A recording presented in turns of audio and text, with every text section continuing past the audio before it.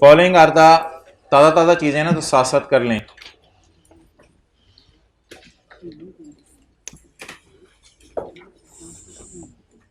थोड़ा सा जल्दी से कर लो या अंदर हो जो जगह दे दो। Following are the summarise statement of financial position of Himalaya limited and method limited as on 31 December 2020। 45 minute आपने देने हैं दोनों सवालों के लिए आज। पीपीई आ रहा है, इन्वेस्टमेंट्स आ रही हैं। इन्वेस्टमेंट्स में मसला बताएं, अलग अलग पता नहीं चल रहा हमें कि हमने सब्सिडरी के कितने शेयर खरीदे हुए हैं और एसोसिएट के। इन्वेस्टमेंट्स बस इकट्ठी आ रही हैं, इन्वेंट्रीज आ रही हैं, डेटर आ रहे हैं, कैश एंड बैंक आ रहा है, शेयर कैपिटल आ रहा है, शेयर प्रीमियम आ रहा है, और ये चली जाएगी वर्किंग नंबर 3 में और ये चली जाएगी वर्किंग नंबर 2 में। ऐसा ही है, ओके।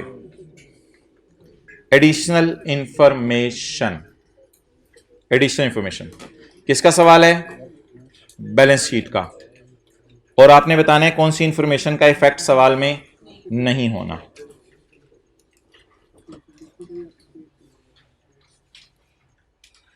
अच्छा ये यार, ये एसी चलवाओ और कोई स्टूडेंट जिसको मसला हो रहा है वो पिछली रो में शिफ्ट हो जाए। एसी चलवाओ, तो मुझे गर्मी लगने लगी है। एडिशनल इन्फॉर्मेशन, ड्राइवर को मसला हो जाए तो फिर पूरी सवारियाँ ही परेशान होंगी। 31 दिसंबर 2020 ईयर एंड है हमारा, और 1 अप्रैल 2020 mid of year. HL acquired 90% shareholding in ML at 2220 million, which was recorded as cost of investment by HL। तो बताएं जी, 2220 किसके अंदर पड़ा हुआ है? 4320। तो HL acquired 90% shares in ML। ML कौन है? सब्सिडरी। असल में डेटा भी सब्सिडरी का ही है, एसोसिएट का डेटा ना नीचे अदर इंफॉर्मेशन में देगा। Which was recorded as cost of investment. It includes 2220. It includes professional fees of 30 million for advice on acquisition of, किसी ने मशवरा दिया था, उस मशवरे की उसने फीस मांगी थी 30 मिलियन। क्या 30 मिलियन 2220 में पड़े होने की वजह से रिकॉर्ड हो चुका है 4320 में? ऐसा ही है। तो क्या मैं ये कह सकता हूं कि 4320 में 2220 पड़ा है, इसमें 30 मिलियन क्या है? बोलें बोलें। ये 30 होगी प्रोफेशनल फीस, ये कहां जानी चाहिए? एक्सपेंस में। ये बाकी पेमेंट ना सऊदी किंग को ही है, तो 2220 माइनस 30 बोले 2190। बाकी पेमेंट सऊदी किंग को ही है। तो आसान सी एडजस्टमेंट थी जैसे हमने क्लास में पहले की हुई है। 1 अप्रैल को पेरेंट ने 90% शेयर खरीदे हैं सब्सिडरी के at a cost of 2220 which was recorded as a cost of investment. ये 2220 इसमें पड़ा हुआ है। आगे उस 2220 में क्या मसला है? It includes professional fee of 30 for advice on acquisition of ML. अब मेरे ख्याल से ऐसे करें, इसको काट दें क्योंकि 30 और 2190 का हमने अलग अलग हिस्सा कर लिया है। ये पेमेंट सऊदी किंग को ही है और ये बोले बोले बोले प्रोफेशनल फीस। डन। अब आप करेंगे क्या? जब आप consolidated statement of financial position बनाना शुरू करेंगे तो इन्वेस्टमेंट्स लिखेंगे कितनी? 4320। 4320 में से पहले माइनस करें 30 के अलावा वाला 2190।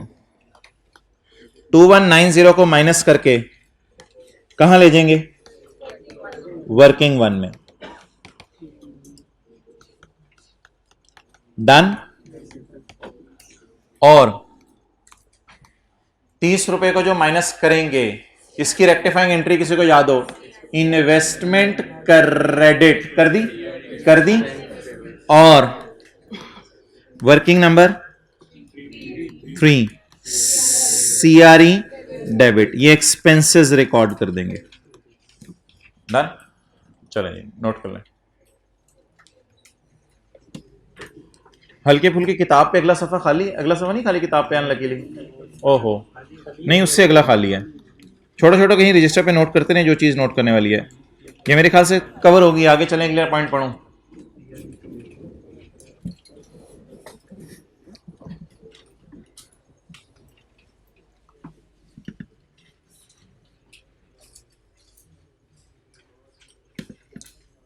इस 30 रुपए की एंट्री किसी को ज़बानी याद हो तो बता दे। एक्सपेंस डेबिट इन्वेस्टमेंट क्रेडिट, ये इन्वेस्टमेंट नहीं होती, ये खर्चा होता है, गलती से खर्चों की बजाय इन्वेस्टमेंट में चला गया होता है। लेकिन मेरे ख्याल से अभी भी इन्वेस्टमेंट्स में बैलेंस पड़ा है, पता नहीं अब क्या है, इन्वेस्टमेंट्स में अभी भी बैलेंस पड़ा है। ओके जी आगे चलें। वर्किंग बैलेंस शीट का सवाल करें, वर्किंग सिक्स की जरूरत पड़ी कर लेंगे, वर्किंग सिक्स की जरूरत पड़ी कर लेंगे, कोई मसला नहीं। अच्छा जी नेक्स्ट,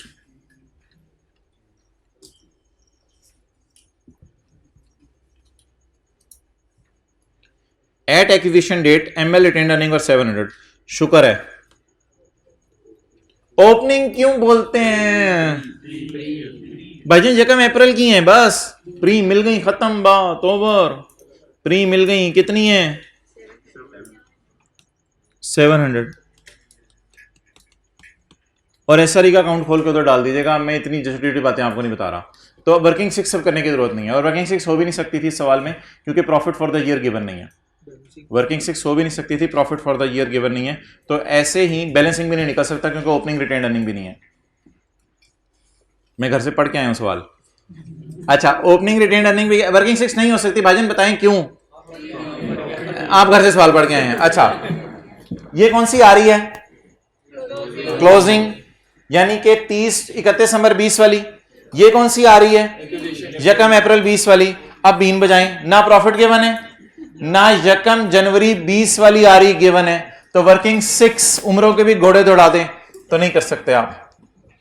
आगे चलें, ऑन एक्विजिशन डेट, खुदा के लिए ये एडजस्टमेंट ना कहिएगा, मुझे करा दें। On acquisition date carrying value was equal to fair value except a brand which has not been recorded by ML, BV 0 which has not been recorded by ML, BV शायद इंटरनली जनरेटेड हो। The fair value was 0 और 160 का डिफरेंस, asset debit, surplus in working 1 credit. और depreciation में आप गलती से ये कर सकते हैं अमोर्टाइजेशन में कि गलती से आप 9/12 करना भूल जाएंगे, ये गलती का चांस था, तो ये गलती हो सकती थी। अमोर्टाइजेशन आपने कितने महीने की चार्ज करनी है, 9/12, क्योंकि करंट ईयर में खरीदा है और यकम अप्रैल को। इजी मार्क्स पेपर में मिलते हैं, कंसोलिडेशन का 70-80% सवाल पास्ट में से होते हैं जो पढ़ा होता है। ओके अच्छा यार, ये ना रीस्ट्रक्चरिंग हमारी पेंडिंग है, अभी हमने IAS 37 के बाद करेंगे, लेकिन ना इस एडजस्टमेंट को इग्नोर करना होता है। ये कोई रीस्ट्रक्चरिंग चीज़ है जो अभी हमने पढ़ी नहीं हुई, इस एडजस्टमेंट को आपने घर में इग्नोर करना है। इग्नोर करने का मतलब ये नहीं कि इसे कुछ करवाऊंगा मैं, इसे परमानेंटली इग्नोर करना है, इसकी वजह पे क्वेश्चन मार्क लगा लेते हैं। ओके यार, अगर आप ये काम कर देना तो I will really appreciate you. Working 7 बना दें, जो मैंने हाईलाइट किया उससे, वर्किंग 7 बना दें। F1 की क्लास है आपकी, अच्छा अभी टीचर नहीं आया आपकी।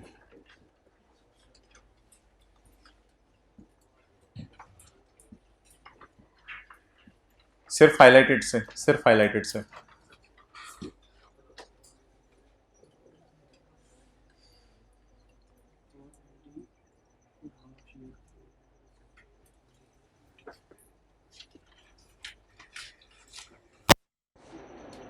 कल की क्लास ली थी, कल की क्लास सब ने ली थी, तो जरा वर्किंग 7 ट्राई करें, बनती है। MCQ नंबर 15 और 16 किया था।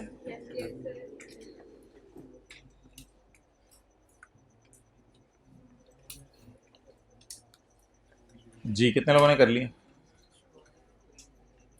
क्लोजिंग और प्री नहीं मिल रहा, मैं क्या करूं?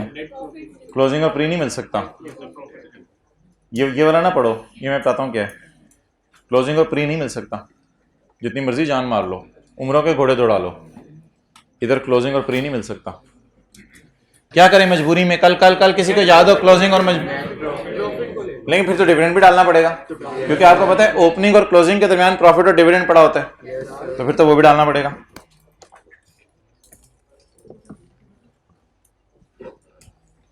ओके, ऑन यकम जनवरी HL acquired 35% share holding in PL limited by investing 1500 million.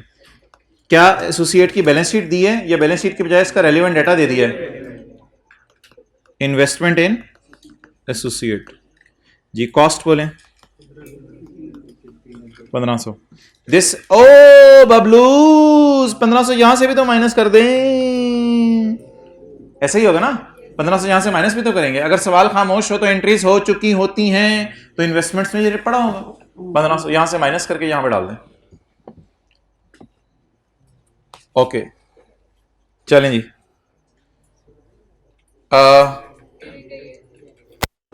This investment is carried at cost as on, is carried at cost as on 31 December 20। तो कहां कैरी हुई होगी? ये कैरी हुई होगी,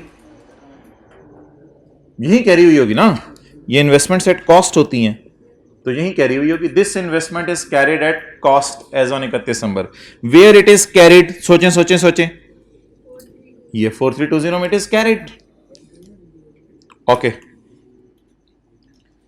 अच्छा जी, मुझे पोस्ट चाहिए, क्या क्लोजिंग और प्री का डाटा अवेलेबल है? नहीं, मुझे पोस्ट के प्रॉफिट्स चाहिए, पोस्ट पैट चाहिए, बल्कि पोस्ट पैट में भी अपना हिस्सा जितने महीने से खरीदा हुआ है वो मुझे चाहिए। अब डेट ऑफ परचेज बता दें। ओ साल का पहला दिन है तो मजे हो गए, आसान हो गया। डेट ऑफ परचेज क्या? साल का पहला दिन। तो 910 पूरा साल हमारा है या 910 का पूरा साल का 35% हमारा है? अब हम पोस्ट पैट से चल रहे हैं, 910 इंटू 35%, 318.5। अब क्या डालना पड़ेगा? डिविडेंड डालना पड़ेगा। डिविडेंड सारा हमारा है या डिविडेंड का 35% हमारा है? जी बोलें कितना? 490 इंटू 171.5। किधर है मार्कर? सारे फारग हो गए। 171.25 0.5। ओ कैरी डाउन क्यों निकाल रहे हो? नीचे एडजस्टमेंट अंकल ने करनी है, बहुत जल्दी पड़ी है, एडजस्टमेंट्स भी तो है ना। अच्छा अच्छा मोहतरम, यहां पे मैं कुछ और आपसे सुनना चाह रहा था, लब पे आती है सुनना चाह रहा था। कौन बोला है? ये कौन बोला है? सीआरई। एक्सेलेंट, ये जो दो लोग बोले हैं, आई रियली अप्रिशिएट। इन दोनों को नेट करके सीआरई में लेके जाना है। कल के क्लास याद है? इन दोनों को नेट करके सीआरई में लेके जाना है। इसलिए मैं कहता ताज़ा ताज़ा कर लें, फिर ये सवाल अगर आपने अगस्त में उठाए तो फिर परेशान होंगे। तो सीआरई में बताएं एआरई कितनी लेके जाएंगे? 31.5 माइनस 171.5। काश क्लोजिंग माइनस प्री होता तो डायरेक्ट ये फिगर निकल आनी थी कि 147। ये एआरई आ गया। क्या चीज? ये 30 तो प्रोफेशनल फीस है उसकी, वो तो पड़ी हुई है। It includes professional fee of 30। Professional fees खर्चा होता है, खर्चा इन्वेस्टमेंट्स में पड़ा होना चाहिए, नहीं पड़ा होना चाहिए। तो इन्वेस्टमेंट क्रेडिट, खर्चा डेबिट। क्या चीज? 3220 की बात करें वो उसमें से क्यों माइनस ट्रिपल। अच्छा ये ना जरा दोबारा फिर सारी बात समझ लें, तो पुरानी बात शुरू हो गई है। जरा इधर देखें, एचएल ने एक्वायर किए 90% shareholding in ML at 2220 which was recorded by HL. 2220 इसमें पड़ा है, ये बात समझ आ गई? कैसे पता चला? विच was recorded, it include professional fee of 30। इसका मतलब है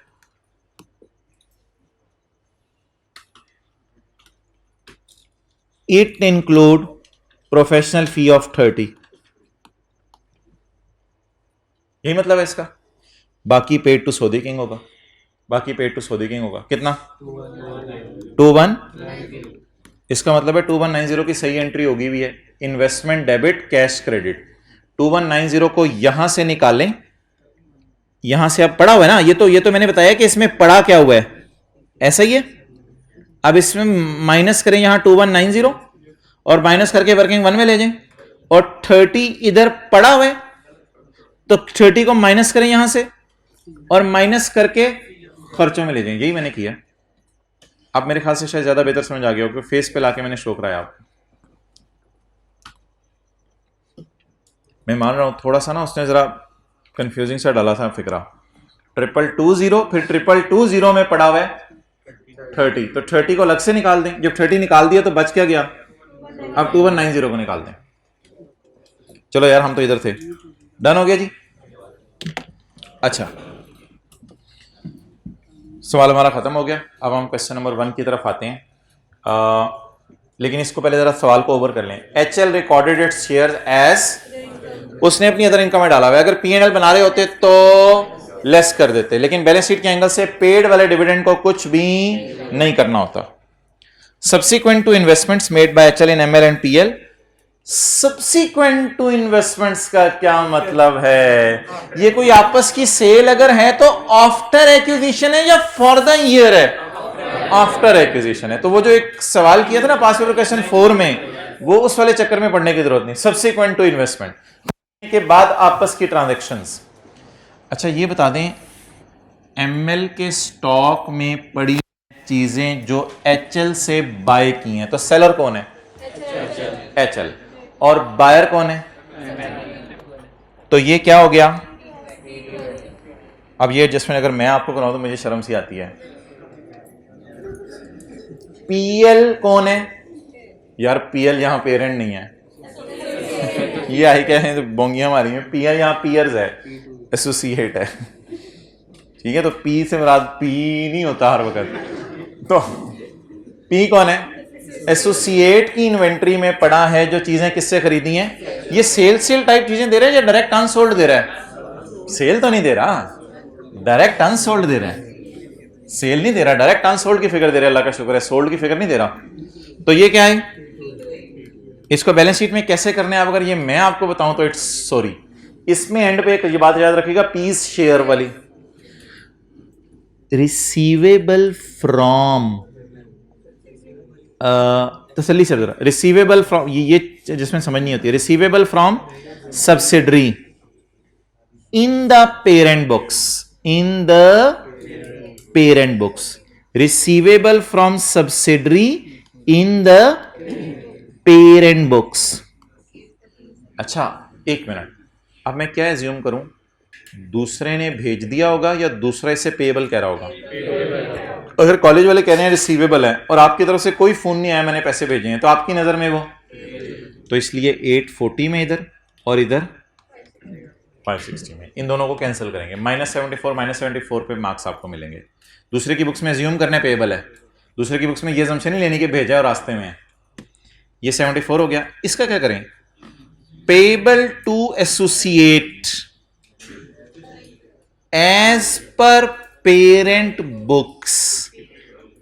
payable to associate as per, parent ने इसको देने हैं पैसे। पेएबल 90, लेकिन एसोसिएट की बैलेंस शीट हमें दी हुई, अगर दी भी होती तो कैंसिल हो नहीं सकता था। 98 को शायद पड़ा रहने दें। अब वो जो उसने पूछा था ना आई कैप ने कि list down the information which has no effect, तो बस आपने एक चैनल ये लिखनी थी 98 payable to PL has no effect. कुछ ज्यादा लॉजिक्स नहीं देनी थी। लिस्ट का मतलब होता है लॉजिक नहीं देनी, लिस्ट डाउन, लिस्ट बना दें। तो आपने बताना था this 98 has no effect. Done. आगे चलें। HL values NCI at fair value. शर्म सी आ रही है, एंड पे नंबर रखे होते हैं। ये देखें, ये सारे नंबर इसने रखे हुए थे पेपर में, ये सारे इसने मुफ्त के नंबर रखे हुए थे। तो अब फंस जाता है बंदा ऊपर वाली लाइनें पढ़ के, अच्छा यार ये भी मुफ्त का नंबर रखा हुआ था 0.2। ओके यार एक चीज मुझे बताएं, अगर आप आ ही गए हैं, अच्छा 0.3 अल्लाह का शुक्र है करना कुछ नहीं था, बच्चों को समझ भी नहीं आया, किया भी कुछ नहीं उन्होंने तो अच्छा अब आप एक चीज मुझे बताएं, ये आपने ये जो अभी मैंने क्लास करवाई है लेक्चर नंबर 83, इसमें आपने नेट एसेट से खेला था। क्वेश्चन 10 अभी आपको एक कराया था नेट एसेट से। ये एक इंफॉर्मेशन उसने देने की कोशिश की थी। इससे मैं कोशिश करके ना करता हूं कि मैं क्लोजिंग माइनस प्री टाइप बना लूं। इस इंफॉर्मेशन से मैं कोशिश करता हूं कि क्लोजिंग माइनस प्री टाइप कोई चीज बना लूं ताकि मेरी ये वाली चीजें अवॉइड हो जाएं। मैं एक एफर्ट करने लगा हूं कि मुझे नेट एसेट्स दिए हुए हैं, तो नेट एसेट्स एक क्लास में सर ने शेयर कैपिटल और रिटेन्ड अर्निंग के नाम से बनाए थे।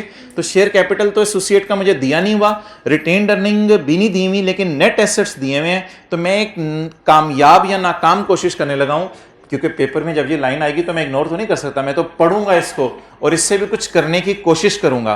तो वो जो मैं कोशिश करूंगा पेपर में, वो मैं आपके सामने अब करने लगा हूं। ये क्या है? एसोसिएट। ये उसके क्या है? क्लोजिंग है। क्लोजिंग नेट एसेट्स हैं। कितने हैं? नेट एसेट्स क्या होते हैं? एसेट्स माइनस, और मुझे ये लग रहा है कि ये एसोसिएट की बैलेंस शीट में से एसेट्स लायबिलिटीज दिए हुए हैं। ये एसोसिएट्स की बैलेंस शीट में से एसेट्स लायबिलिटीज दिए हुए हैं, और ये वो होते हैं जिनको हम काटते हैं। ये वो होते हैं जिनको हम काटते हैं, याद है? तो भाईजान तू उत्ते बैलेंस शीट दे देंदा, थल्ले दे छड़ी, मैं परेशान हो गया। की है ओके।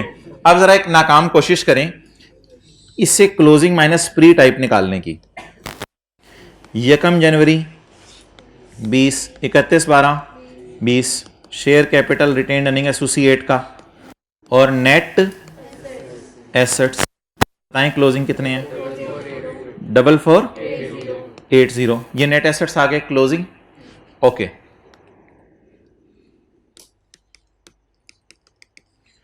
ओपनिंग नेट एसेट्स सवाल में गिवन है, मिसिंग है? मिसिंग। ओपनिंग ही प्री है। ओ भाईजान ओपनिंग ही प्री है ऑन 1 जनवरी 2020। ओपनिंग भी मिसिंग है, प्री भी मिसिंग है। डन। अब मैं क्या करूं? अब मैं इसको पूरा नहीं कर सकता, लेकिन अगर कोई बंदा जिद पे आ जाए कि मैंने पूरा करना है, तो फिर पूरा करने की सूरत में उसे यहां पे प्रॉफिट डालने पड़ेंगे। उसे यहां पे क्या डालने पड़ेंगे? प्रॉफिट। शेयर कैपिटल को क्या लेना पड़ेगा? 0। अर्निंग वही आ गई। एवरी एफर्ट कर रहा हूं मैं किसी तरह मैं इस तरह चल पड़ूं। ठीक है जी, ये अर्निंग सारी वही आ गई। पैट कितना? 9 10। पैट अवेलेबल है पूरे साल का। इस तरह करके क्या निकल आनी थी? ओपनिंग आ रही। इस तरह करके क्या निकल आनी थी? ओपनिंग आ रही। इस तरह करके ओपनिंग आ रही निकल आनी थी। जब ओपनिंग आ रही निकल आनी थी तो जान मार के आपने फिर क्लोजिंग माइनस प्री की तरफ पहुंचना था। अच्छा, करते रहें ट्राई। ये बताएं, लेकिन एक गलती कर रहे हैं आप कि डिविडेंड भी वो रिकॉर्ड कर चुका है।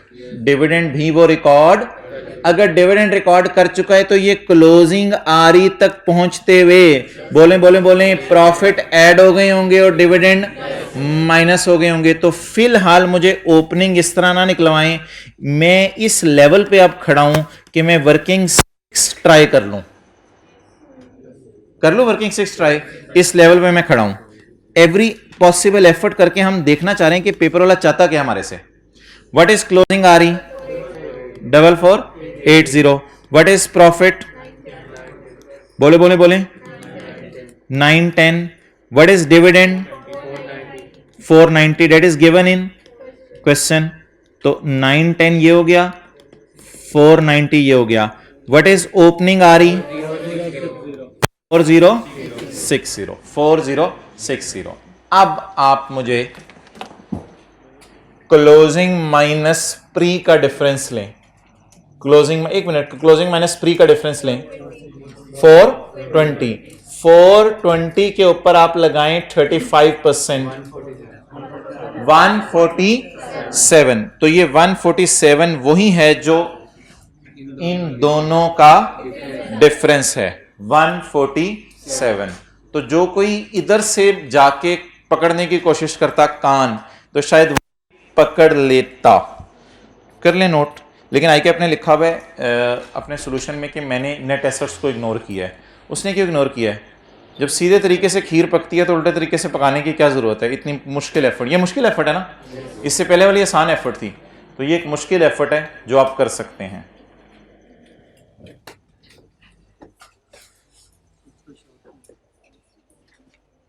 इसका नहीं, ये तो पूरा है। वो मैं फिर बाकी अगर आपको चाहिए तो ये सारा मेरा है। चलो इसकी तस्वीर खींचनी है तो अलग से खींच लो, ये तो फुल है, लेकिन अभी मैं सिर्फ काम की चीज़ दिखा रहा था।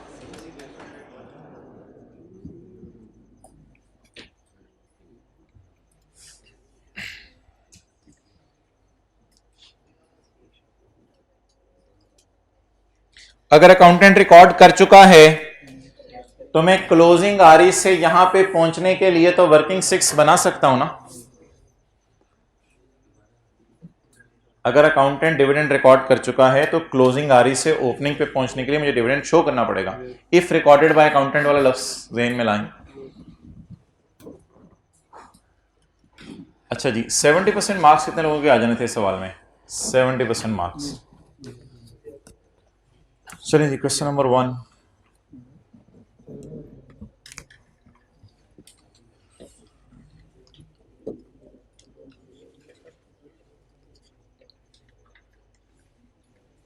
क्वेश्चन नंबर 1 ना ज़रा ज़्यादा इंपॉर्टेंट है, ये काफ़ी ज़्यादा इंपॉर्टेंट है।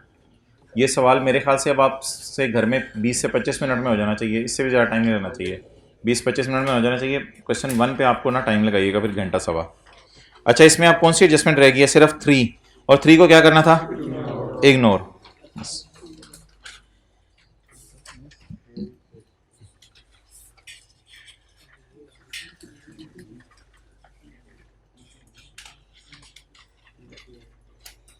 क्वेश्चन नंबर 1 देना ज़रा किताब।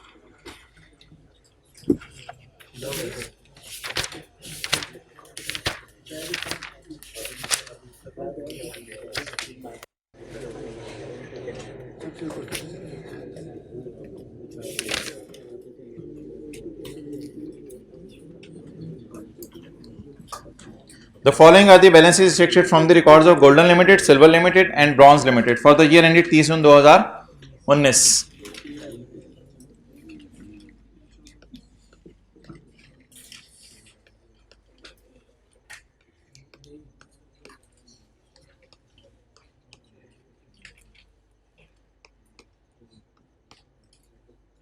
पैट बता दें तीनों के। पैट नहीं दिया ना तीनों का, तीनों का पैट बता दें। 30 जून 19 हमारा ईयर एंड है।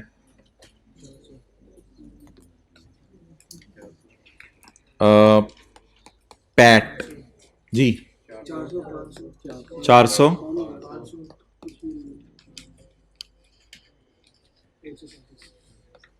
137। ये जी तीनों का पैट आ गया। 30 जून 19 का साल है। Surplus on revaluation of PP during the year is 60 for the year है, फॉर द ईयर है। और सब्सिडरी का सरप्लस नहीं है, यूनिफॉर्मिटी नजर नहीं आ रही। एसोसिएट का सरप्लस है।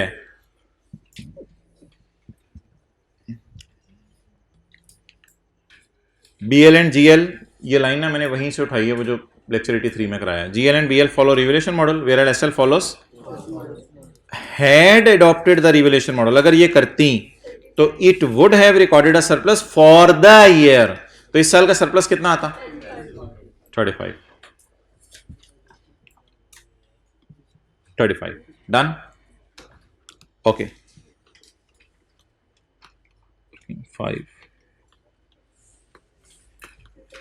5.1 सही कर रहा हूं?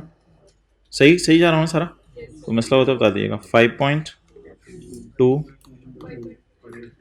5.3 ठीक है, जिनकी लॉ की क्लास से जा सकते हैं। वर्किंग 5, 5.1, 5.2, 5.3।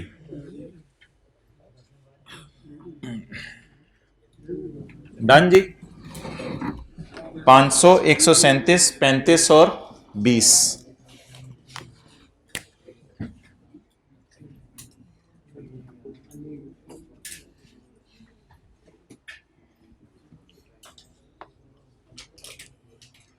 जी बोले भाई। 500, 137, 35 और 20। डन जी। अब इसमें 7 परसेंटेज लगानी है। 137 इंटू 30 परसेंटेज ऑफ होल्डिंग देख लेना, 35 और 70 इंटू 35%, 48, जल्दी जल्दी जल्दी, 20 into 35%, 7. So that is my starting point of these 4 figures. ये तो मेरे ख्याल से अगली चीज है ना, बैलेंस शीट टाइप है, इन्वेस्टमेंट इन, ये नोट ना करो यार अभी, ये मैं फिर आपको नोट करने दूंगा, ये इधर ही लिखा रहने दूंगा। ये सब्सिडरी में इन्वेस्टमेंट्स हैं एट कॉस्ट और ये एसोसिएट में इन्वेस्टमेंट्स हैं एट कॉस्ट। पहली सब्सिडरी की है ना एसएल और दूसरी एसोसिएट की है 2500। ये क्लोजिंग आ रही है, ये क्या है? पूरे सवाल में कहीं भी गिवन नहीं है इंफॉर्मेशन डिविडेंड की, तो वर्किंग 6 में बना सकता हूं। कैसे बनाऊंगा? क्लोजिंग आरईज, पैट और बैलेंसिंग ओपनिंग आरईज। लेकिन ये वर्किंग्स शायद इसलिए चाहिए होती हैं कि प्री आरई कभी कभी मिसिंग होती है, लेकिन अगर पेपर में आप बना भी लेंगे तो आपको थोड़ी देर बाद ख्याल आएगा कि प्री आरई सवाल में गिवन थी। तो प्री आरई अगर सवाल में गिवन थी तो इसलिए ये वर्किंग शायद खोलने की जरूरत नहीं थी। अच्छा, सवाल की रिक्वायरमेंट पहले पढ़ लें। एक तो इसने पीएम मांगा हुआ है, एक इसने ओसीए मांगी हुई है और इसने वर्किंग 7 मांगी हुई है या 5.1? भाई 5.1 तो इसमें वैसे ही हो जानी है ऊपर वाले में। एज ऑन वाली मांगी हुई है या फॉर द ईयर? तो वर्किंग नंबर 7। सॉल्यूशन में गलती से मैंने स्टेटमेंट फॉर्म में कर दी हुई है, सॉल्यूशन में टी काउंट बनना चाहिए था, तो टी काउंट अभी बना लेंगे, कोई मसला नहीं। अच्छा, अभी ना वर्किंग 7 के एंगल से चीजों को ना सोचिएगा। वर्किंग 7 के एंगल से सोचने का क्या मतलब है? Cost, closing minus pre. तो वर्किंग 7 के एंगल से चीजों को ना सोचिएगा। पहले मुझे कौन सा सवाल करा लें दे? Point A. चलें जी, नहीं वर्किंग 6 करते रिवैल्यूएशन में लेते। Details of GLs investments are as follows. Date of investment आ गई। अब जरा देख लें, सब्सिडरी और एसोसिएट को 3/12 4/12 तो नहीं करना। 1 जनवरी 17, ये तो पिछला साल है तो इसको नहीं करना। आगे चलें, 1 जुलाई 18 हमारा साल है, हमारे साल का पहला दिन है, तो फिर सब्सिडरी को भी नहीं करना। ओके, अच्छा जी, अगर आप बात करें परसेंटेज की, वो ये है, ये सब्सिडरी है, ये एसोसिएट है, ये इनके शेयर कैपिटल हैं जो बैलेंस शीट में आ रहे होते थे। अगर आप मुझे कहें ना सर खींच तान के इनकी बैलेंस शीट बना दें सेपरेट वाली, तो मैं इस सारे डेटे से आपको खींच तान के सेपरेट वाली बैलेंस शीट भी बना के दे सकता हूं। ये सेपरेट वाली बैलेंस शीट नहीं है। इन्वेस्टमेंट इन सब्सिडरीज, ये सेपरेट वाली बैलेंस शीट है। इन्वेस्टमेंट इन, ये सेपरेट वाली बैलेंस शीट है। क्लोजिंग आरईज, सेपरेट वाली बैलेंस शीट है। शेयर कैपिटल, सेपरेट वाली बैलेंस शीट है। तो सेपरेट वाली बैलेंस शीट का डेटा सारा दिए या अच्छा खासा दे दिया? अच्छा खासा डेटा दे दिए। इसके अलावा और कोई डेटा नहीं है सेपरेट वाली बैलेंस शीट का। ये आ रही तो कौन सी वाली है? प्री। ये आ रही कौन सी वाली है? प्री। ओके, यहां पे खड़े होके मुझे बताएं, क्या वर्किंग 1 मैंने आपको कहा था कि P&L के सवालों में और बैलेंस शीट सवालों दोनों में करनी है? क्यों करनी है? क्योंकि नेगेटिव गुडविल आ सकती है और दूसरी वजह इंपेयरमेंट आ सकती है। तो यहां पे खड़े होके मुझे फिलहाल वर्किंग 7 की टेंशन ना डलवाएं। वर्किंग 7 को मैं देख लूंगा बाद में। फिलहाल मुझे बता दें, क्या मैं वर्किंग 1 कर सकता हूं? कैसे? Working 1, it is closing, it is pre, ऐसा ही है। अच्छा चलें जी, वर्किंग 1 आप मुझे करवा दें। वर्किंग 1 एडजस्टमेंट अकाउंट, इन्वेस्टमेंट्स दी हुई है, बोले 1400, ठीक है। इसके बाद शेयर कैपिटल दिया हुआ है 5000। आगे प्रोफेशनल फीस शामिल है? कोई नहीं, नीचे जाके पढ़ लेंगे, नीचे जाके पढ़ लेंगे, इसको काट देंगे। 6000 है शेयर कैपिटल, 6000 है। आगे चलें। एक भाई कह रहे हैं 1400 में गलती है, कोई मसला नहीं, नीचे आने दें। आगे चलें। आरी 3000, ये कौन सी होगी? प्री।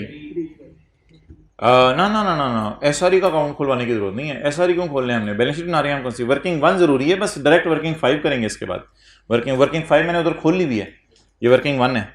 आगे चलें जी, चलें जी, पहली एडजस्टमेंट पोस्ट करवाएं। Cost of investment in SL include, ये वाला 1400, इस 1400 में 20 मिलियन शामिल है जो कि आपने सब्सिडरी एक्वायर करने के मद में पे कर दिया है। तो ये प्रोफेशनल फीस है। रेक्टिफाइंग एंट्री जी कितनी, 20। एक्सपेंस डेबिट कहां करेंगे, पीएनएल के मुंह पे जाके। सीआरई में क्यों करेंगे, सीआरई तो मांगी नहीं उसने, तो मुझे कटवा के आज सीआरई एसआरई ना करवाइएगा वरना मैं आपको मारूंगा, तो इसलिए कटवा के सीआरई एसआरई ना करवाएं। आप बता दें 20 रुपए कहां लेके जाऊं, पीएनएल के मुंह पे। मुझे आपका जो है ना वो मूड सही नहीं लग रहा।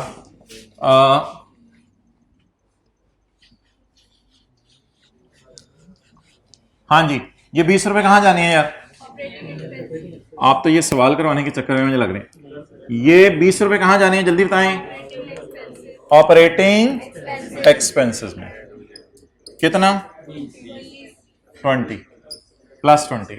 अब अल्लाह का शुक्र है इस सवाल में कोई ऐसी चीज नहीं है जो किसी और सवाल की हो, तो ऑपरेटिंग एक्सपेंसेस में 20 ऐड हो जाएगा। एक्सपेंस डेबिट और इन्वेस्टमेंट क्रेडिट करा दें, कोई मसला नहीं। पेपर में हम इंशाल्लाह ऐसे कर लेंगे। 1400 शर्म नहीं आती, बाहर गया हुआ है, अंदर आ। पेपर में इस तरह कर देंगे, 1380 एग्जामिनर कहेगा जबरदस्त यार इसने तो सही चीज की है, सारा कटिंग के नंबर नहीं कटेंगे। चलें यार आगे, सांस की adjustments. The following consideration relating to acquisition of SL shares are still unrecorded. Issuance of 175 million ordinary shares of, following consideration relating to खरीदना ऑफ सब्सिडरी, खरीदी किससे गई होगी, सऊदी किंग से। तो फॉलोइंग एडजस्टमेंट्स रिलेटिंग टू खरीदना of subsidiary are still unrecorded. तो ये ट्रांजैक्शंस किसके दरमियान हुई होंगी, हमारे और सऊदी किंग के दरमियान। अब मुझे लग रहा है कि ये आप बताएं इस 1400 में फिर मसले पे मसले हैं। क्या मसले हैं, एक और मसला निकल आया, वो क्या मसला निकल आया, जल्दी एंट्री करवाएं। इशुएंस ऑफ 175 मिलियन और जीएल, जल्दी। इन्वेस्टमेंट, शेयर कैपिटल और शेयर प्रीमियम क्रेडिट, इतने के बदले इतने शेयर या डायरेक्ट दे रहे शेयर्स, कितने, मल्टीप्लाइड बाय पी के शेयर की फेयर वैल्यू ढूंढें। जान पी के शेयर की फेयर वैल्यू कितना, 10 क्यों, पी के शेयर की फेयर वैल्यू 20 इंटू, जवाब 35.35।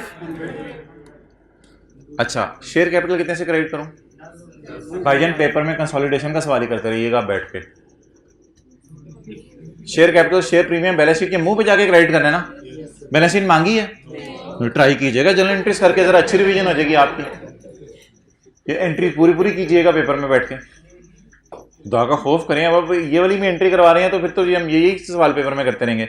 इन्वेस्टमेंट डेबिट कितने से मार दूं, 3500 से। अगली एंट्री बताएं, cash payment of 1000 after 3 years, जल्दी एंट्री। इन्वेस्ट, वो वाला हमारा सफा जिसमें मैं कह रहा था 2-3 एडजस्टमेंट पेपर में आ जाती हैं। Investments debit, purchase consideration payable या deferred consideration payable, deferred consideration payable credit. पकड़े जी पकड़े, 1000 कितने सालों बाद, 1.12 रेज़ टू पावर -3 कितना, 712। चलें जी भाई ने नीचे, अच्छा जी 712 हो गया। 712 से इन्वेस्टमेंट डेबिट और पेएबल, मेरा पेएबल क्रेडिट करने को दिल नहीं चाह रहा था क्योंकि इसलिए आपको पता है पेएबल को मैंने क्या करना है, सर में मारना है। अच्छा, इसकी entry unwinding of discount, interest expense debit और पेएबल 712 इधर आए, जरब 12%, 85। अब आप मुझे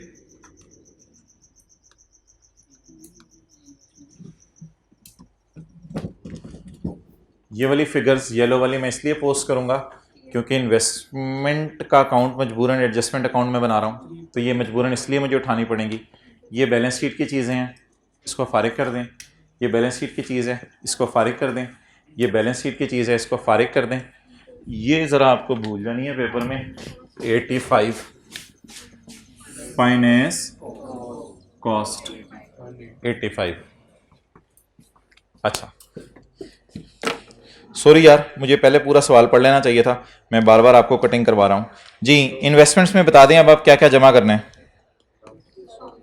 जल्दी जल्दी जल्दी जमा करवाएं। इसको हम वर्किंग 1.1 के नाम से करते थे, याद होगा आपको। कितना? 3500 प्लस 712 फाइनल फिगर 5592। डन जी, वेरी इजी। ये नोट कर लें जरा, ये 4 जनरल एंट्रीज।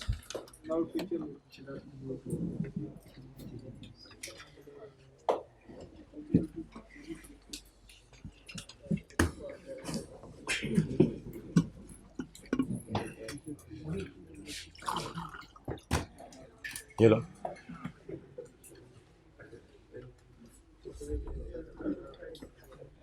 मेरे ख्याल से तो ये तीनों एडजस्टमेंट्स हो जानी थी पेपर में।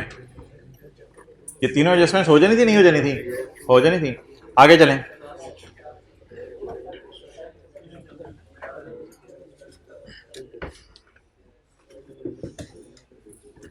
अधूरी अधूरी एंट्रीज करनी है पेपर में, पूरी पूरी के चक्कर में नहीं पढ़ना। ऑन द डेट ऑफ एक investment the market price of GL and SL was इतने। ये पेरेंट के शेयर की फेयर वैल्यू इसलिए यूज होती है कि पेरेंट के शेयर सऊदी किंग को दिए जा रहे होते हैं, और ये अगर तब यूज होगी जब कभी एनसीए मैंने फेयर वैल्यू पे निकालनी हुई। तो जरा देख के बता दें, एनसीए फेयर वैल्यू पे है, GL measures NCI at fair value, तो इसलिए ये वर्किंग वन में आप ले जाइएगा। अब ये वर्किंग वन में अगर आप मुझे लेके जाने को कहते हैं तो मैं ले जाता हूं। मुझे बता दें शेयर कैपिटल 5000 है, तो 5000 का मतलब है 500 शेयर्स टोटल हैं। 500 में से 500 में से सॉरी 600 में से हमने कितने बाय किए हुए हैं? 70%। तो 600 इंटू 30% एनसीआई के पास है कितने? 40। 600 ज़रब 30% शेयर एनसीआई के पास है ना। 600 ज़रब 30% 180। तो 180 को किससे मल्टीप्लाई कर देंगे? 17 से। What will be it? 180 into 17। What will be it? NCI की फेयर वैल्यू 180 इंटू 3060। ओके आगे। ये वर्किंग वन की मैं तस्वीर एंड पे लेने दूंगा।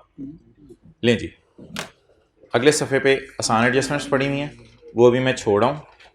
तो ये एक एडजस्टमेंट है जिस पे आप मुझे थोड़ा सा टाइम लगवा दें। At the date of acquisition of SL, ये दोनों आपको मैंने क्लास में करवाई हुई है। At the date of acquisition of SL यानी हमारे साल के पहले दिन ना यार, पिछले साल कैसे यार? हमारे साल के पहले दिन, हमारे साल के पहले दिन। एसोसिएट और सब्सिडरी की दही नहीं बनानी पेपर में। At the date of acquisition of subsidiary carrying value of net assets were equal to the fair value except the following: an internally developed software by SL which had a fair value of 150 million, the cost of 120 million incurred by subsidiary on development had been expensed out by SL since the software did not meet the recording criteria for capitalization. रुक जाएं, surplus बताएं। Excellent, 150। अब जरा सुनते रहें आज, जिसको कहते हैं नहीं सुनाना अगले को। अब जरा सुनते रहें। सेपरेट फाइनेंशियल स्टेटमेंट्स में बहुत सी चीज़ों की कैरिंग अमाउंट ज़ीरो आती है। इसमें 4 चीज़ें हैं: मेथड, ब्रांड, पब्लिशिंग टाइटल और कस्टमर लिस्ट। अगर ये इंटरनली जनरेटेड हैं, हमेशा बुक वैल्यू ज़ीरो है। इसके अलावा अगर कोई इंटरनली जनरेटेड है, सॉफ्टवेयर, फॉर्मूला, पेटेंट और कोई चीज़ इंटरनली जनरेटेड है और वो डेवलपमेंट का क्राइटेरिया मीट नहीं करेगी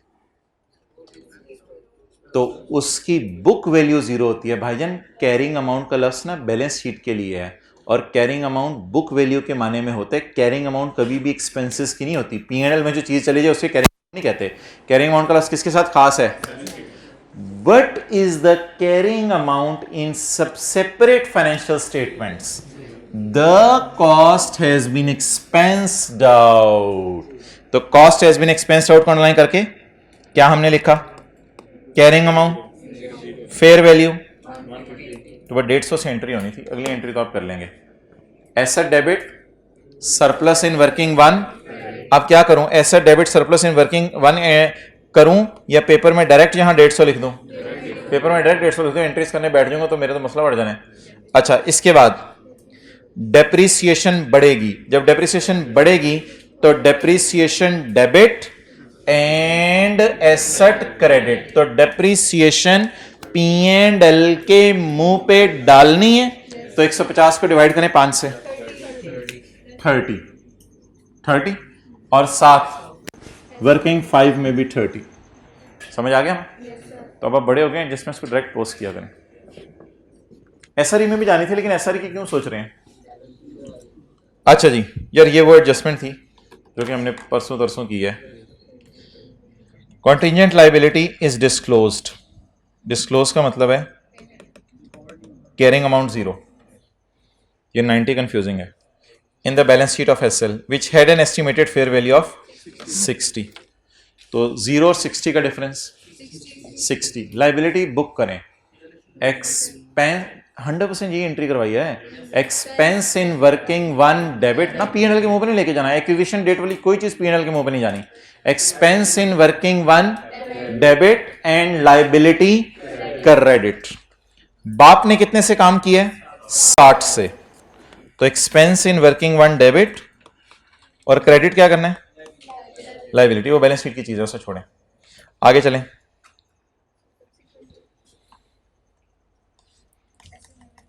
एक्सपेंस इन वर्किंग 1 डेबिट लाइबिलिटी क्रेडिट। बेटे ने कितने से एंट्री कर दी? बेटे ने जितने से किया उतने से उल्टानी है। लाइबिलिटी डेबिट और एक्सपेंस क्रेडिट। SRE टाइप सोचूं या S प्रॉफिट्स और P&L का मुंह? S प्रॉफिट्स और P&L का मुंह। इस 40 को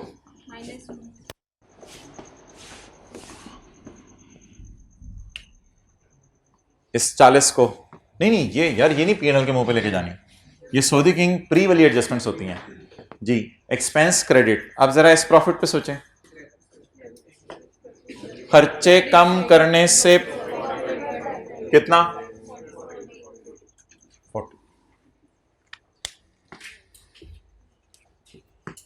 चलें, ये एंट्री बस नोट करनी थी। छोटा सा लिख लिया करें आप, हिट वर्किंग 5 इस तरह लिख लिया करें। एसआरई टाइप चीज है ना।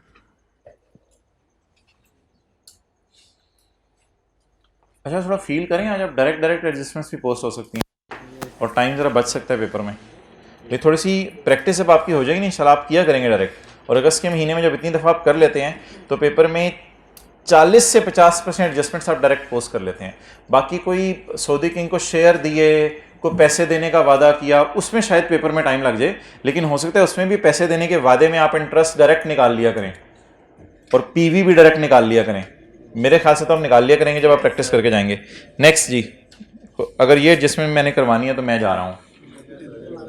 Following intercompany sales were made during the year ended 30 June. S to GL, GL to BL।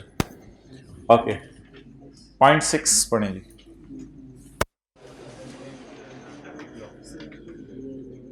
जबरदस्त हो गया है, तो क्लास जल्दी खत्म हो गई है। 0.6 पढ़ें जी। पास पेपर का और क्वेश्चन कर लेते हैं, हम जल्दी। ऑन 2 जनवरी 2019 आपका फ्यूचर बन रहा होता है और आप लोग नहीं बोल रहे होते हैं। ऑन 2 जनवरी 2019 आप कह रहे हैं हमें हमारी जान नहीं जारी होती है। ऑन 2 जनवरी 2019 बाप ने लोन दिया है, हैं 2 लोन दिए हैं, एक सब्सिडरी को और एक एसोसिएट को। 150 इंटू 12% कितना? इंटू 6/12 कितना 9 और 130 into 12% into 6/12 7.8।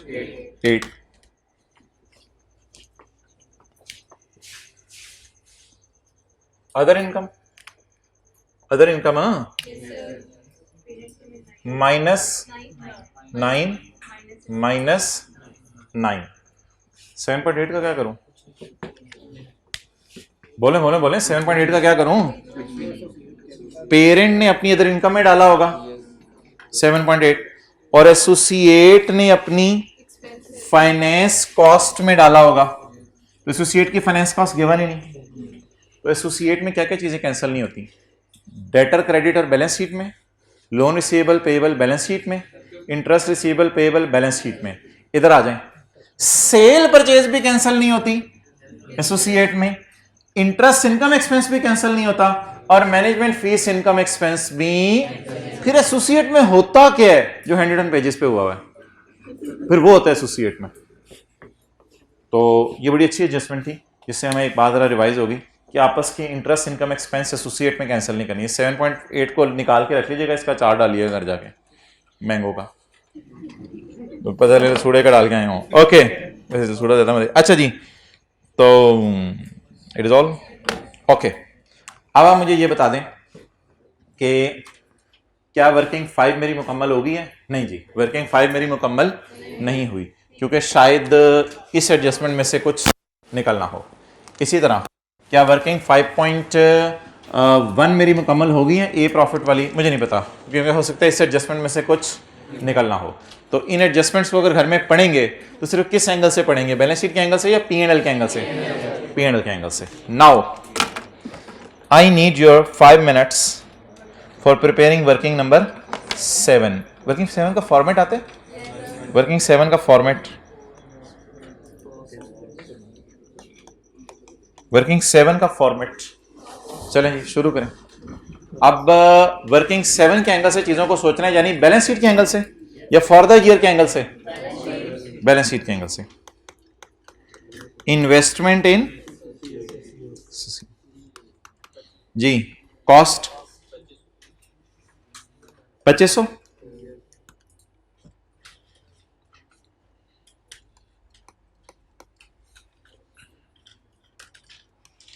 Post retained earning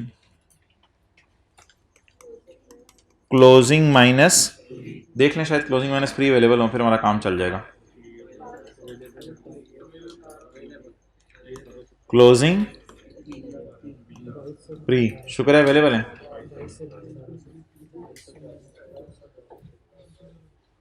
जी क्लोजिंग माइनस फ्री बोले। अच्छा यार, ये ना वीडियो अटेंड जरूर कर लेना, इसमें एक सरप्लस की एडजस्टमेंट है जो मैंने करानी है, ये वीडियो अटेंड जरूर कर लेना जो मैंने फॉर्मेट में दिखाई थी पहले। जी क्लोजिंग माइनस फ्री 2200 माइनस, यार ये 2200 माइनस 1800, 2200 माइनस 1800 137 के बराबर क्यों नहीं आ रहा प्रॉफिट फॉर द ईयर के? परसेंटेज कितने लाई है ना, इतने परसेंटेज लाई है ना, इतने लाई है ना, इतने लाई है। डिविडेंड नहीं है सवाल में भाई, ये क्लोजिंग आ रही है, ये 1.5 साल पुरानी आ रही है, कोई होश के नेल ले लें। ये कौन सी आ रही है? क्लोजिंग आ रही है, ऐसे ही है ना। वैसे ही मैं एक चीज पूछ रहा था, ये कौन सी आ रही है? 1.5 साल पुरानी। तो अगर मैं इन दोनों का डिफरेंस लूं तो 1.5 साल का प्रॉफिट आएगा या 1 साल का? तो मैं तो आपसे बोंगी मरवा रहा था, मैं कह रहा था कि 1.5 साल का प्रॉफिट 1 साल के बराबर क्यों नहीं आ रहा? पता नहीं, आप कहते पता नहीं क्या चक्कर है, तो किधर गई होती है? सैर करने गई होती है। तो क्लोजिंग है और ये क्या है बोलें? प्री है। ये कितने साल का प्रॉफिट है? 1.5 साल। लेकिन वर्किंग 7 में तो 1.5 साल का प्रॉफिट जाएगा ना, वर्किंग 7 में 1.5 साल का जाएगा। और वर्किंग 5 में फॉर द, और वर्किंग 7 में एज ऑन। ये हल्का फुल्का थोड़ी थोड़ी देर बाद ना आपको हिलाना होता है, क्योंकि आप समझ रहे होते हैं सब समझ आ रहा है, तो ये ओवर कॉन्फिडेंट। जी क्लोजिंग बोले 2200 माइनस ये 1800 वाली चीज 2200 की होगी, तो ये जितना भी गोश्त है सारा हमारा इंटू 140। अच्छा, एक चीज आपको मैंने आज नहीं बताई थी, post revaluation surplus closing minus pre. कितने साल का चाहिए? 1.5 साल का। 1.5 साल का। कितने साल का चाहिए? 1.5 साल का। अच्छा, थोड़ी सी ज़रा हेल्प करवाएं। 1.5 साल का मुझे सरप्लस चाहिए, तो अब क्लोजिंग सरप्लस की कोई लाइन भी नहीं डली हुई इधर, सरप्लस एज एट 30/19, और कोई प्री सरप्लस की भी लाइन नहीं डली हुई कि क्लोजिंग और प्री कर लेते हैं। अच्छा, अगर मैं ये कह दूं कि जो मेरा ये वाला सरप्लस है 20 रुपये वाला, ये 1 साल वाला है, मुझे चाहिए कितने साल का? मजबूरन फिर क्या करें, बिल्कुल ही ना उठाएं या इस 1 साल वाले को उठा लें समझ के पोस्ट के यही है 1.5 साल में, पहले 6 महीने में फिर नहीं होगा सरप्लस। 2 ऑप्शन है ना, 2 ऑप्शन है। वो तो लिखा हुआ ड्यूरिंग द ईयर, मेरा सवाल कुछ और है। ड्यूरिंग द ईयर पिछले 6 महीने का भी तो कोई ना कोई सरप्लस हो सकता है ना, मैं ये पूछ रहा हूँ आपसे। अब मेरा 2 सवाल हैं आपसे। पहला सवाल, क्या क्लोजिंग माइनस प्री सरप्लस निकल सकता है? नहीं। क्या 1.5 साल का सरप्लस निकल सकता है? नहीं। कितने साल का सरप्लस अवेलेबल है? 1 साल का, और मुझे 6 महीने का और चाहिए। अब इसको इग्नोर कर दूं या इसी को डाल दूं और 6 महीने का जीरो ले लूं? इसी को डाल दें, तो मेरे ख्याल से पोस्ट 1.5 साल का है, कुछ इस किस्म का समझ लें। तो क्लोजिंग माइनस प्री तो अवेलेबल नहीं है, इसको मैं काटता हूँ। मुझे पोस्ट डायरेक्ट ही गिवन है, पोस्ट डायरेक्ट ही गिवन है, और वो पहले 6 महीने का जीरो और अगले, तो ये पोस्ट हो गया 1.5 साल post instead of closing minus pre. लेकिन ऑब्वियसली ये सारा हमारा नहीं है। 7। ओके, इसके बाद एडजस्टमेंट्स इधर कौन सी होनी है? P2A वाली, A2P वाली? इधर मैंने आपको आज बताया था A2P वाली होनी है, और इधर P2A वाली होनी है। जी, ये देख ले दोनों में से कोई P2A वाली एडजस्टमेंट है?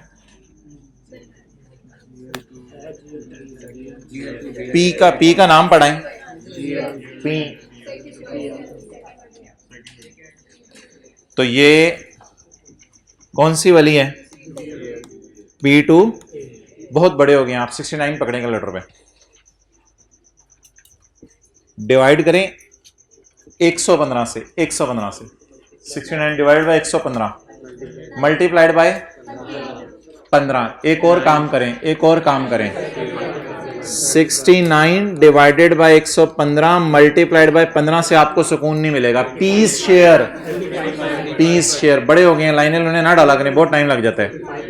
इंटू 35%, 3.15। कौन सा वाला? P2 है। 3.15 कैरी डाउन। नहीं, अभी इंपेयरमेंट वगैरह कोई नहीं है यार, इंपेयरमेंट नहीं है कोई जी। 264 व्हाटएवर इट मे बी। अच्छा, 2500, 140, 7 और 3.15। 2500, 140, 7 और 3, ये वर्किंग 7। सोल्यूशन में अनलकीली स्टेटमेंट फॉर्म में हुआ है। मेरा आपसे कोई और सवाल है। अब ये स्टेटमेंट फॉर्म में हुआ है, सोल्यूशन में मैंने किस फॉर्म में किया है? टी काउंट फॉर्म में। रिक्वायरमेंट पढ़ के बताएं, पेपर में क्या करेंगे? स्टेटमेंट फॉर्म में करेंगे, टी काउंट फॉर्म में करेंगे? बिल्कुल, किसी ने सही जवाब दिया है। स्टेटमेंट फॉर्म में तो बिल्कुल करने की ज़रूरत नहीं है, ना हमें आदत है करने की। अगली बात, सवाल की रिक्वायरमेंट ना स्टेटमेंट है ना टी काउंट है, कंप्यूट अमाउंट। तो पेपर में क्या करेंगे? वर्किंग 7 की हेडिंग देंगे, और वर्किंग 7 की हेडिंग दे के उसके बाद आप क्या बना लेंगे? टी काउंट नहीं बनाएंगे, वर्किंग 7 की हेडिंग देंगे, टी काउंट बना लेंगे। टी काउंट बनाने के बाद सिर्फ आप ये वाली फिगर बता देंगे, जवाब ये है। आज मैं आपसे एक बड़ा मजे का सवाल पूछने लगा हूँ। ओहो, वो तो बड़ी आसान सा बात, मजे का सवाल। इस सवाल में वर्किंग 2, 3 और 4 आपने करनी या नहीं करनी? अच्छा, एग्जामिनर को नहीं पता कि क्रिश्चियन कॉलेज में किस वर्किंग का क्या नंबर है। अब गेम आउट हो जानी है खुदा की कसम। आप वर्किंग 7 को 2 करके देख लें, देखें घर में कैसे हाथ पांव फूलते हैं। करके देखें किसी दिन, देखिएगा कैसे नहीं हाथ पांव फूलेंगे। क्या करें फिर को मशवरा दें, क्या करेंगे पेपर में? यानी वर्किंग इसको क्या मतलब, वर्किंग 1 वो हो जाएगी, इसको अगर इसको वर्किंग 2 3 4 5 किया ना फिर तो कई गेम आउट हो जानी है आपकी। सजेशन देते ना जल्दी जरा, ऐसे पेपर में वर्किंग 1 कर दी, 2 3 4 नो नीड, ऐसे को वर्किंग 1 वर्किंग 2 खोलिएगा डेटर लिख के, वर्किंग 3 खोलिएगा क्राइटर लिख के, वर्किंग 4 वैसे ही लिख के काट दीजिएगा। चलें, ये अब मेरा सवाल है, इसका जवाब इंशाल्लाह मैं कल लूंगा आपसे। ओके, अल्लाह हाफिज।